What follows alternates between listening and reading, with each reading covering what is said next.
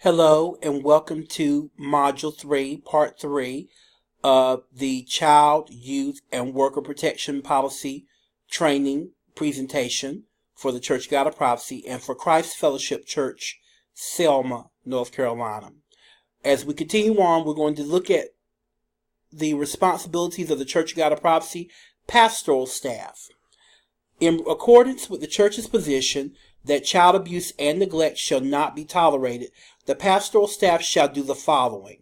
Take all allegations of child abuse and or neglect seriously. 2. Document all efforts at handling the incident. 3. Contact the Department of Children and Family Services or its equivalent agency within 24 hours. In many cases, the governing law enforcement agencies may have investigators specifically designed to investigate such claims. Do not attempt an in-depth investigation. This should be left to professionals who are familiar with these cases. 4. Report the incident immediately to the church insurance company and attorney. 5. Do not try to handle this without professional outside assistance. 6. Notify the parents or guardians. 7. Do not confront the accused until the safety of the child or special needs person is secured. 8. Do not prejudge the situation, but take the allegations seriously and reach out to the victim and the victim's family.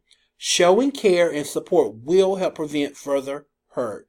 Extend whatever pastoral resources are needed. Remember that the care and safety of the victim is the first priority. 9. Treat the accused with dignity and support. If the accused is a caregiver, that person should be relieved temporarily of his or her duties until the investigation is finished. 10. Use the text of a prepared public statement to answer the press and to convey news to the congregation.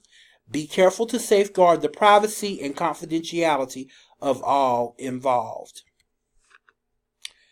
The question is asked, is a criminal background check really necessary? Sadly, the culture in which we live dictates that we must take drastic preventative measures to protect the children and youth whose care we've been entrusted with. Furthermore, there are litigation issues. A church that hasn't performed background checks faces the risk of catastrophic financial penalties in the event that an allegation of abuse within the church leads to a conviction or out-of-court settlement. Who needs to submit a children's and youth workers application and a permission to obtain the background check form? Any church employee or volunteer who will have direct contact with any child or youth less than 18 years of age, either on or off the church sites during any church-related ministries, must complete both of these forms. Once I complete and sign these forms, to whom do I give them? Give your completed forms to the Director of Children's Ministries, Director of Youth Ministries, or Pastor. In this case, Reverend Miller, Pastor Kahinde, or Reverend Miller. I'm concerned about confidentiality and privacy issues. Who will see my application, and more importantly, who will see the results of my background check? These are one of many commonly asked questions. To answer this question, only those individuals listed above, along with our church's administrative support staff, will see your application and the results of your criminal background check. All information will be kept in a secured filing cabinet in the church's office. This will be kept under a secured lock by Pastor Kahinde for Christ Fellowship Church. I am not presently involved in any church volunteer work that involves young people. Should I submit an application and give permission for a background check? Because of the addition of programs to minister to these young people is ongoing, the demand for volunteers is always on the increase. Even though you may not currently be involved in such a ministry, it's a good idea to go ahead and submit your forms now. In the event that you do volunteer work at some point in the future, we will already have your forms on file and can do the background check right before the volunteer work begins. What is a U.S. Criminal Record Indicator database search? The U.S. Criminal Record Indicator is the most comprehensive and current search available in the United States. The U.S. Criminal Record Indicator database search examines the Department of Public Safety, Department of Corrections, Administrative Office of the Courts, Bureau of Criminal Apprehension, and or the Department of Criminal Justice files and records and other applicable government agencies where available. Currently, this search includes information from 39 states plus multiple online county records. Why do I have to list my Social Security number? There are a couple of reasons. The first is that your Social Security number is the primary key for all databases affiliated with a background check. The second reason is that your Social Security number is used to verify the following crucial information: whether the Social Security number is validly issued, to whom the Social Security number belongs, in which year and state the Social Security number was issued, the current and other known or previous addresses to that Social Security number. Commonly asked questions. The Social Security number verification process can reveal that the number belongs to another individual, has more than one name associated with it. Example, produces other aliases, including maiden and divorce names, is associated with fraud, is not a validly issued Social Security number, belongs to a deceased person, produces additional addresses not stated by the application request form, or if that individual has other Social Security numbers. Anyone can give a false identification by using another person's Social Security number. This search ensures that the individual is who he or she says. The Social Security search is provided in the basic search along with the National Criminal Indicator search. What criteria from the background check will determine whether or not someone is approved for volunteer or paid staff work? Who makes that decision? The background check will cite felony and misdemeanor convictions listed in the National Crime Database search. The most obvious reason that someone is denied the opportunity to do volunteer work in our church is any prior conviction pertaining to an offense against a child. It's quite unlikely, though, a person with such a conviction would even submit an application. Misdemeanor convictions and even some felony convictions would have little or no negative impact in determining a person's worthiness as a church volunteer. To put it another way, the only determining factor in evaluating someone's criminal record is the likelihood of him or her posing a threat to our young people. In the event a felony conviction turns up on the report, the pastor, with the appropriate state national overseer, will decide whether the person is allowed to work as a volunteer or paid staff. A few final thoughts. Please know that the intent of the background check is to protect the children in our church, period. Its purpose is not to cause you personal embarrassment by dredging up past mistakes or wrong choices. Regrettably, it's possible to implement a viable screening plan without a bit of scrutiny and some personal background information.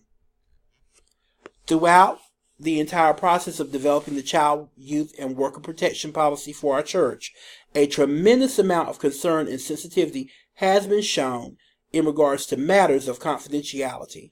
Much effort has been put into implementing screening procedures that limit the number of people who have visible access to private information. Please know that as the screening process evolves during the next several years, the leadership of the Church of God of Prophecy will remain committed to the task of administering screening procedures with utmost regard to your privacy. Department heads and or ministry leaders should thoroughly review the children and youth ministry guidelines, and attention must be given to periodic monitoring that examines the following. Has each department trained its workers regarding these policies? Are workers following the required policies and guidelines? What obstacles exist in complying with the policies? What is the level of cooperation? Do sufficient materials exist for training and information? Are the policies printed and available? Thoroughly discuss each guideline with your department heads and or ministry leaders. Work through all concerns. If problems exist in the policies, they should be brought to the attention of the appropriate person. Consider revisions, but changes must not sacrifice the integrity of the program. Work at developing a sense of unity before educating workers and volunteers. Also work with the state authorities by giving them opportunity to review the policy to ensure completeness and legal compliance. Regularly scheduled training and updating programs will be made available each year, and additional classes will be scheduled as required. If it is proven that a ministry person has committed child abuse, the church will practice discipline according to Matthew 18:15-17, beginning with the pastor in consultation with the state bishop. The church must avoid any undue interference when a report of child abuse has been filed. The church should consider how it could assist in helping and supporting the hurting child and his or her family. The church should maintain frequent communication and supportive relationships with those suspected or guilty of child abuse as long as these persons exhibit a willingness to listen, change, and look to Christ for help. This does not exclude the need for hurting individuals to receive professional counseling. Accountability. An accusation of child sexual abuse may occur in any church. Wrong reactions can multiply the pain and liability inherent in an abuse case. Are there any questions? If you do have questions, please contact Reverend Miller at 919-879-5640. You can also email Reverend Miller at sharonmiller81@gmail.com. If you have any questions, please see Reverend Miller at any time to address these concerns. In reference to our local church ministry at Christ Fellowship Church, this policy will be implemented. Applications, paperwork will need to be filled out for those of you that have completed module trainings video 1, 2, and 3. Pastor Kahinde and Reverend Miller will ensure that you get the necessary paperwork. There is an assessment that will be given to ensure your comprehension of this training. If you have any questions, please see us. The training must be completed. All adults that work directly or indirectly with youth and children must complete this training and pay a $5 background fee in order to have your background check completed. The church will sponsor the remaining amount of $5 to cover the $10 cost of the background check.